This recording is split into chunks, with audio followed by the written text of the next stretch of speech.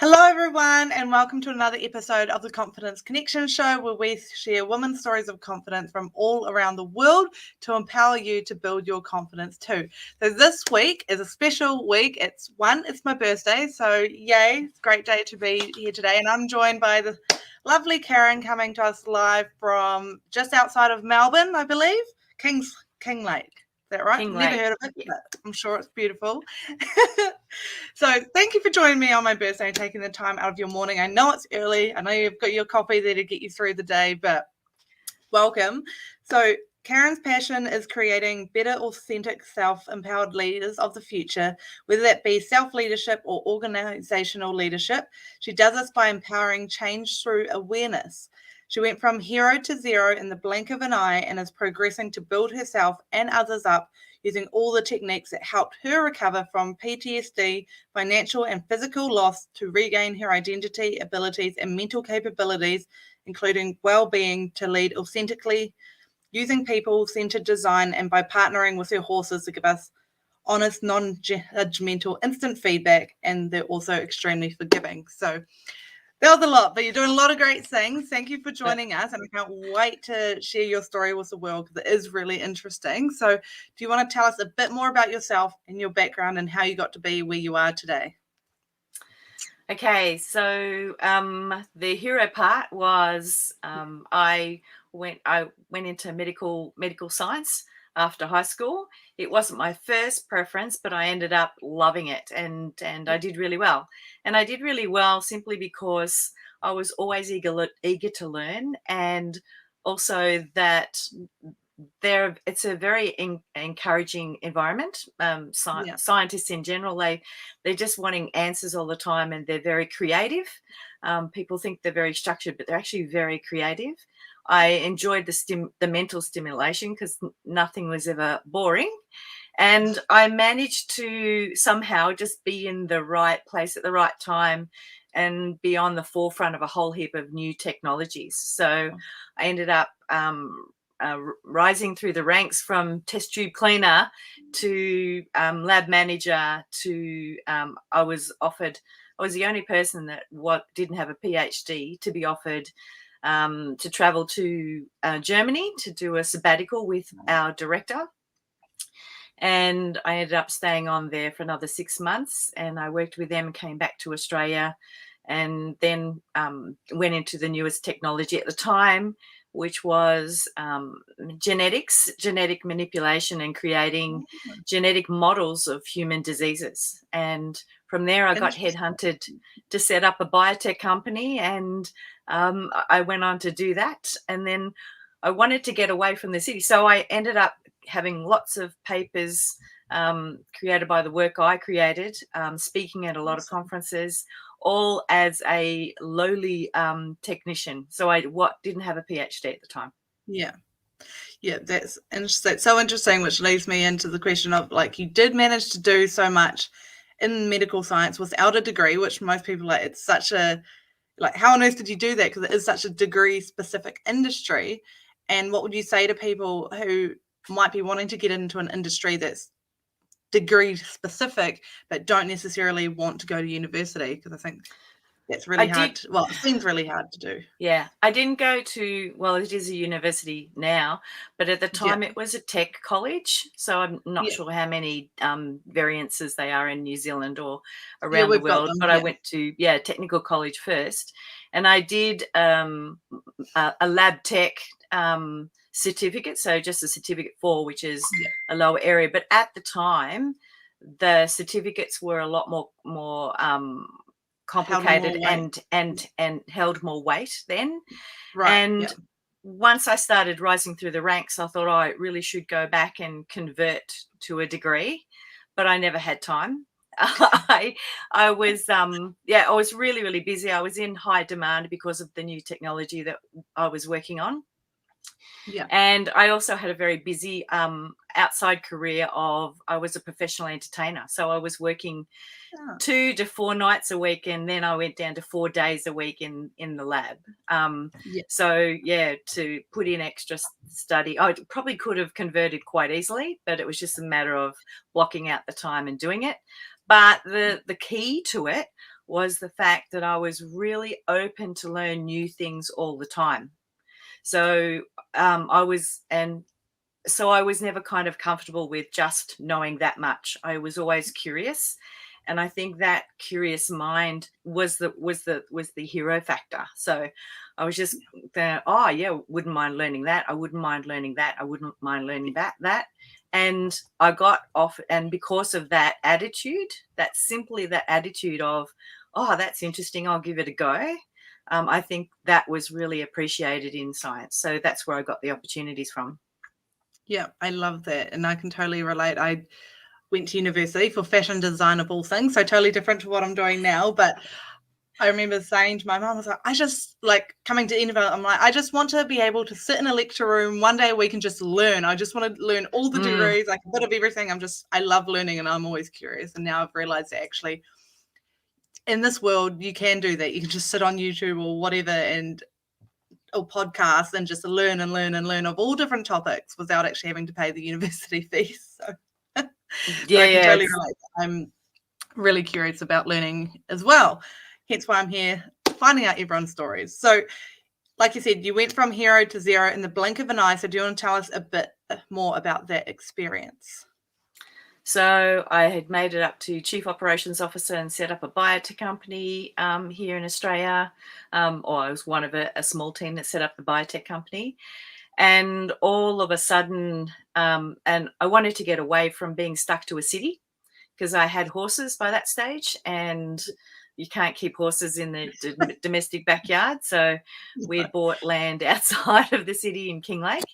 And I had resigned from science in order to set up a new career, and that was public speaking and teaching people how to convert their knowledge into presentations live or on TV in order to kind of spread their word to the world.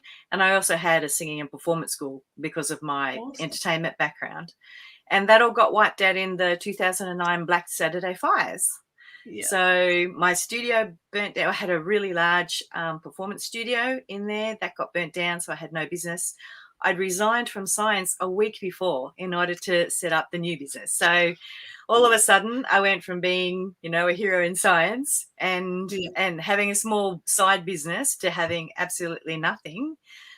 So no job to go back to after the fires, no house, and basically everything got taken away in one foul swoop. And I then wasn't aware, but I actually developed post-traumatic stress disorder. And so I wasn't aware of that issue until I actually took my only surviving horse from the fires to actually get fixed, because he was a nervous wreck all the time. Yeah. Yeah. So what lessons did you learn from that experience? Okay, so it doesn't matter how. So I always kind of thought I was controlling my life up until that point. Yeah. Everything seemed to be under control. And the first lesson was, you can lose everything in the blink of an eye, no matter how well you prepare, because we actually were quite prepared for fire. And the other lesson is that it can give you an opportunity to change direction. Often when it happens, you feel absolutely horrible because you've lost everything. You've lost that, I suppose, security of security of permanency, I think. And then you go kind of, oh, what do I do now? Some people take it, excuse me. Some people take it as, a complete, the world is at the end. But I thought it was, I think because of my love of learning and curiosity, I took it as an opportunity to take a step back and actually go, what do I want to do? But I couldn't do that until I had realized I was in PTSD. So, and that all happened because I was taking my horse to get fixed. And the first session that we had, it was very clear that the horse wasn't the problem. I was the problem. And he was simply, exhibiting what I was holding us down deep inside. So that I was very scared and I was very insecure because I had lost everything and I couldn't think straight. So, and yeah, it's quite a complicated thing, but basically you lose your short-term memory, and that's what in my kind of building up to success, my memory was my greatest asset, and my ability to comprehend and problem solve were also very powerful skills that I had developed. And when you have PTSD, you can't remember what you had for breakfast. You don't know what you're doing in the next 5 minutes, which gave me, and I thought, how can I possibly be reliable when I don't even know what I'm doing, in a couple of hours? I can't remember what I'm doing in a couple of hours, let alone what I had for breakfast. So that's how I lost the confidence. And I thought, I was always known in science to be very reliable. I can fix any kind of problem or come up with a solution and options. And at that time, I'd lost all of those abilities. So, and that it was really me that beat myself up because of it, because I was so competent and I'd now become what I considered unreliable, irresponsible. So that's, it was my own kind of internal stuff, which made me, made the horse reflect that openly when we were working together. Yeah. Well, it's interesting how it all works. And what you were saying earlier about, you kept saying, this crisis and danger and the opportunity and stuff. And it just reminds me, I've learned in the last couple of years that the word crisis in Chinese translates into two characters, danger and opportunity. So I now think of crisis, like what we've been in the last 2 years, I guess, is that there's opportunity in danger, like you were saying, that you can't choose what happens to you, but you can always choose your reaction and how you look at it. And do you think, just question that comes to mind is, do you think that having gone through that already better prepared you when we did have this, global pandemic and this crisis, because you're more resilient because you've already been through a big crisis yourself? Absolutely. It did prepare me really well. So when the crisis was, okay, we just had restrictions. We could stay in our own houses, and it wasn't the you still have a house change. I still have what and it's all a matter of relativity, isn't it? If you've gone, the people who have had to stretch themselves and had some struggles will be more equipped.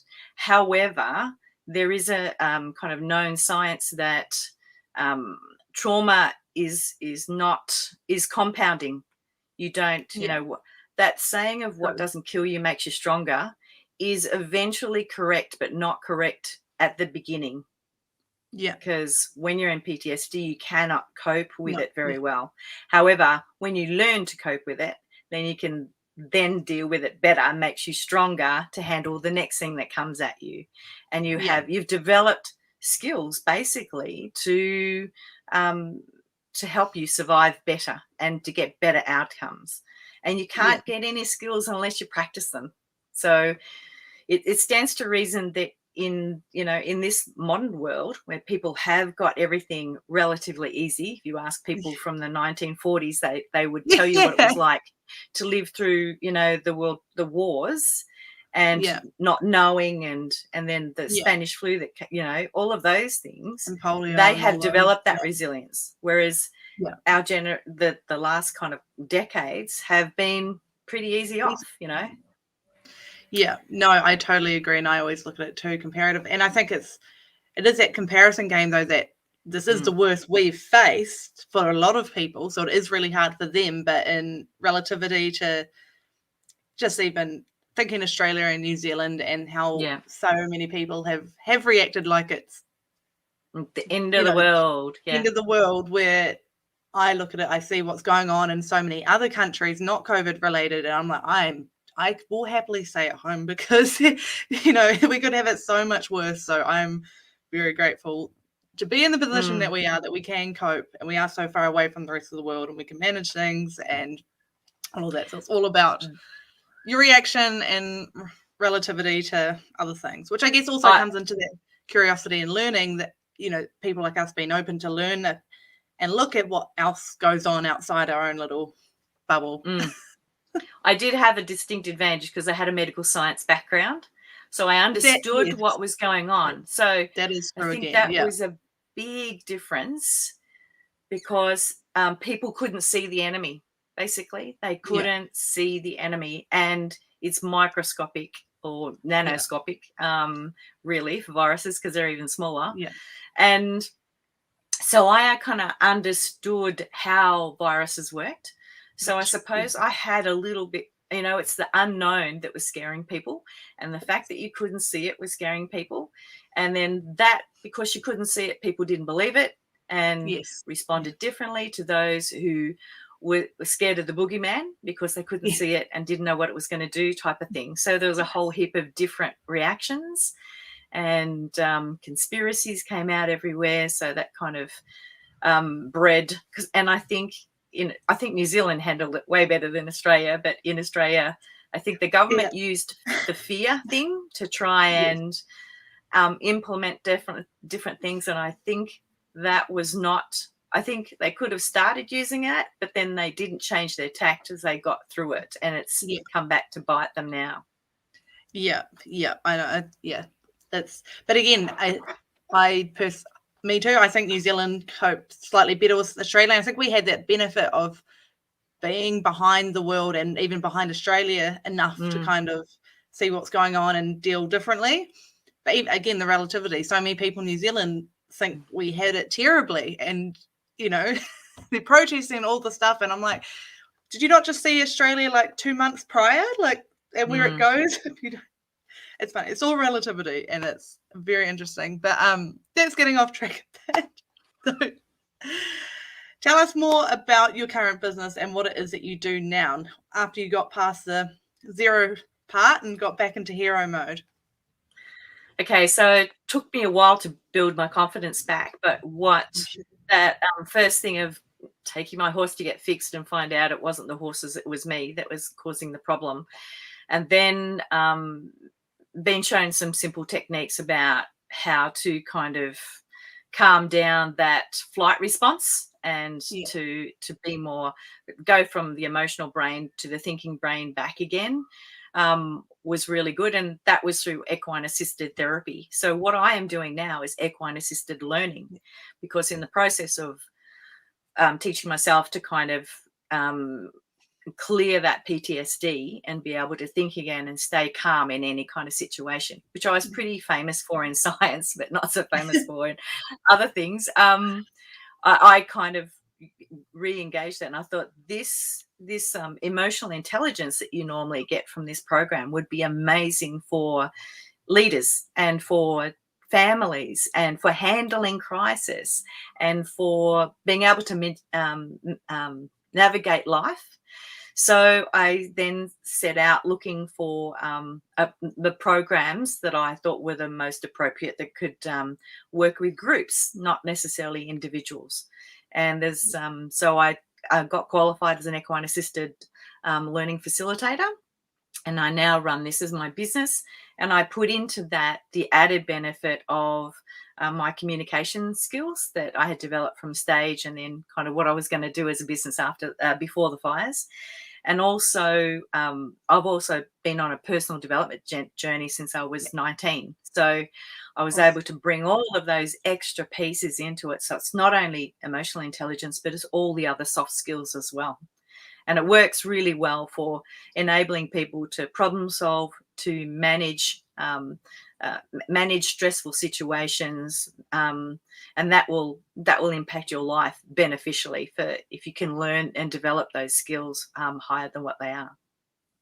Yeah, that's amazing. I love you've done such a wide range of things across your life, and yet they can all kind of tie in together, which is really awesome. So what's been your proudest achievement or accomplishment so far? I've got lots actually, and that's one of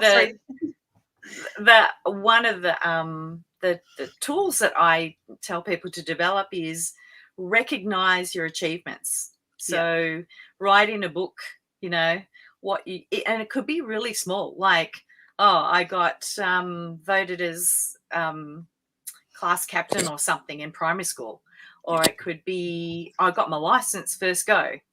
Some people take a while to get the license. And so I suppose my first one coming out of the fires was I took a job doing outdoor education, and I had to get my high ropes course license. And that meant climbing up, 10, 12-foot poles and doing all sorts of things with ropes and things like that. And when I first started that program, everyone in the program was 19 and I was 54. And I thought, okie dokie. And I was fairly fit, but not as fit as I used to be. No. And I wasn't even sure if I was scared of heights. So that was a real push of going outside my comfort zone. But luckily, the people in the outdoor education industry are absolutely amazing people. And they were really supportive. And I ended up there was 36 in the program that I did, and I came out, I think, 30th out of 36. So that was my first big win, to say, hey, I was 6 people ahead of 19-year-olds. Yeah. And I completed the course, and so I can match these 19-year-olds still at 54. So that was my first one. Yeah. And the second one is that I was worried about the new business, because I thought, being in science, I never had to sell, I never had to market, never had to do any of those. I had to sell the science to the grant bodies, but that was pretty easy because it was in my wheelhouse. Already so doing business stuff was a whole new learning experience, and a whole heap of technical stuff. Sorry. And so I had to learn all those things, and I wasn't particularly in science, even though I created 2 databases. I wasn't very technologically minded, if you like. So I had to learn all these things about computers and apps and applications and all of these things. So that's been another win for me, that I've been able to overcome fear of technology. So being on here today, that was one of them. And the fact that I've had my biggest win to date is that people that do my programs at the moment, I'm running a skills for a calmer life. So that's about developing skills in order to manage bad situations and become more resilient. So it's skills for wellbeing and resilience.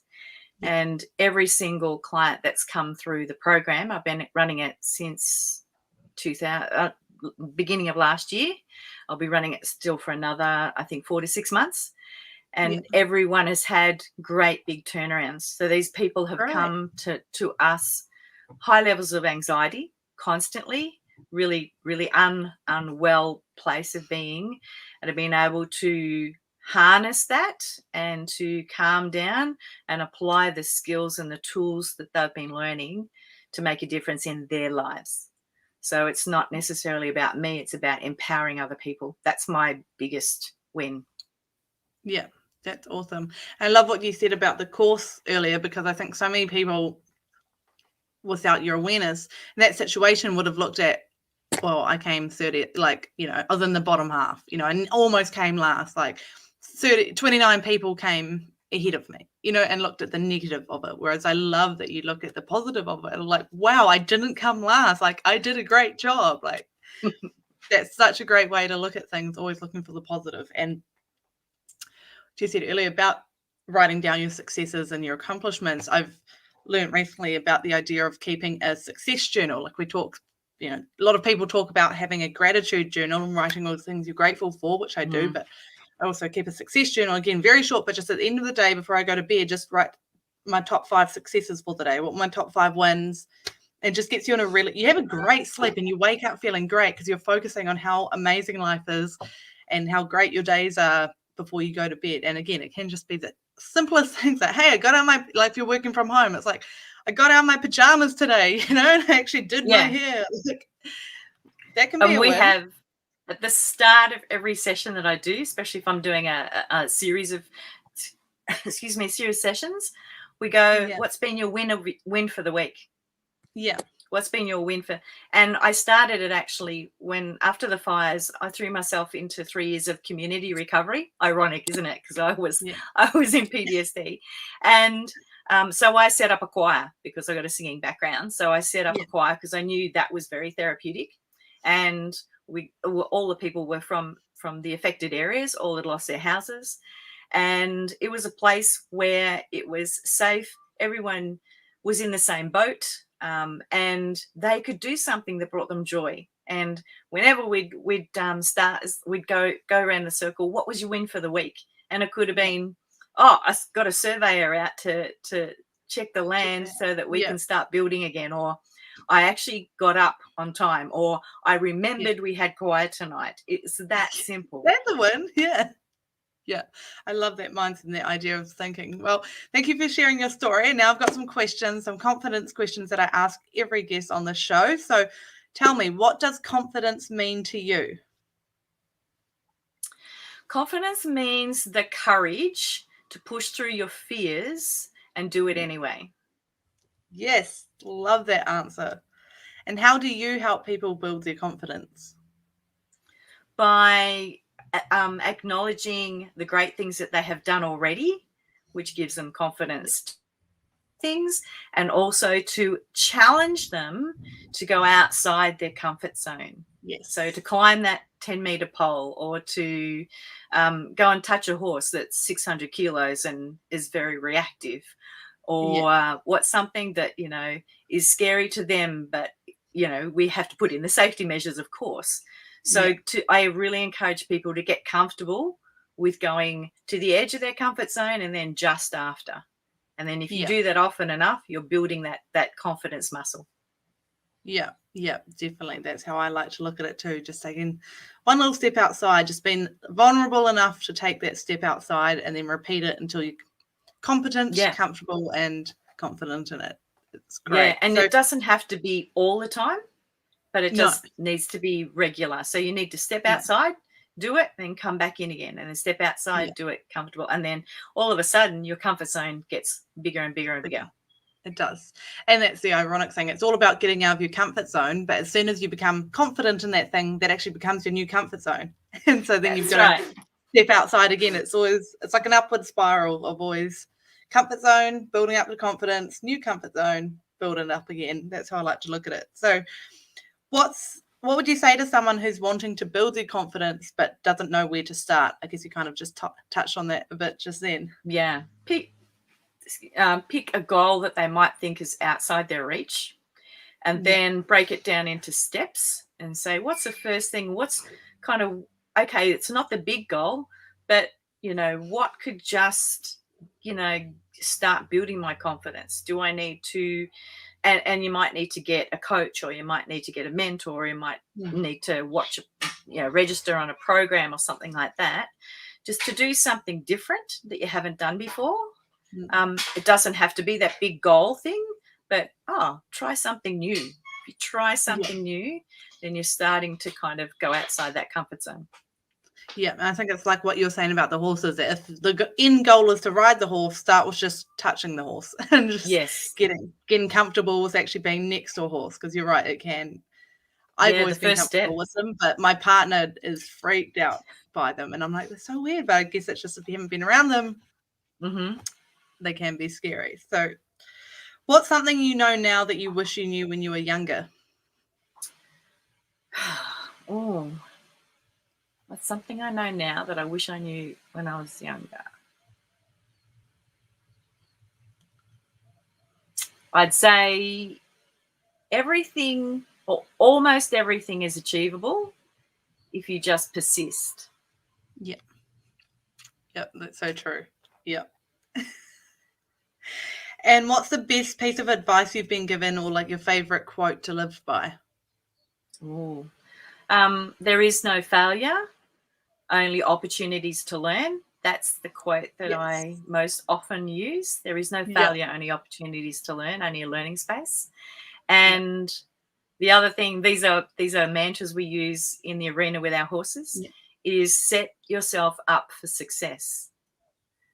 So that means kind of you need to do some planning. You might need to get some information in order to give you the best possible chance of success. And then usually it happens, because a lot of people just decide something and do it willy-nilly and then wonder why it didn't work. So a bit of preparation makes all the difference. Yeah, definitely. Again, with the horse, you wouldn't just jump on the horse for the first time without the saddle and the reins and everything set up. Yeah, perfect analogy. Absolutely. Yeah. And do you have any favorite books or podcasts in the personal development space or confidence space that you could recommend to people? I actually like Simon Sinek and Brené Brown. Brené Brown's one of my faves. Yeah. Simon Sinek is kind of, he really unravels the human psyche really well. And Brené Brown just keeps it simple. Yeah. And I love her whole approach to everything. They're my two. And then I have just some friends around me that always seem to be, optimistic and up tempo, but not unrealistically optimistic. I think that's really important. And I suppose my research background has been really, really helpful for me. Just kind of, have a look at it, check things out. And of course, being the scientist especially with the coronavirus and stuff is, debunk the conspiracy theories. Yeah. Because some of those conspiracy theories are made up in your own mind, going, oh, that's only for young people. I could have said that when I did the high ropes course, but I'm thinking, no, I got to give this a go. Yeah. Oh, that's great. And which leads on to, which could be the same people. Do you have any favorite people to follow online? I don't have a lot of spare time at the moment. I'm starting a wild Brumby and managing a farm and a business. So I do, I just read things about emotional intelligence, all of the things that support what I love. Yeah. No, that's fair enough.